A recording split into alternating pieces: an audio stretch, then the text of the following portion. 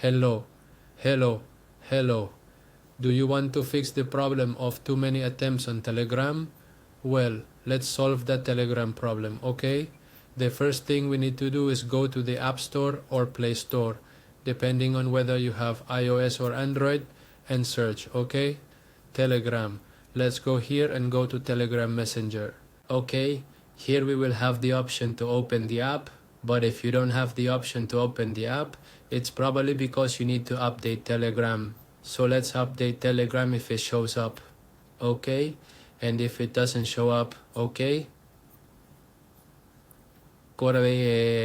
well, we would go to the settings of our phone. Okay, whether it's iOS or Android, we go to the app section. Okay, on Android it would be more around here. Okay, let's go to apps and here we will look for Telegram. Okay, let's search for Telegram. Okay, and here we are going to click on Telegram, and we would have to, for their users, we would have to activate this option and also the location when used or always. And for Android users, you could also clear the cache in addition to all these options. Okay, well, now the problem of too many attempts in Telegram would be solved. Goodbye.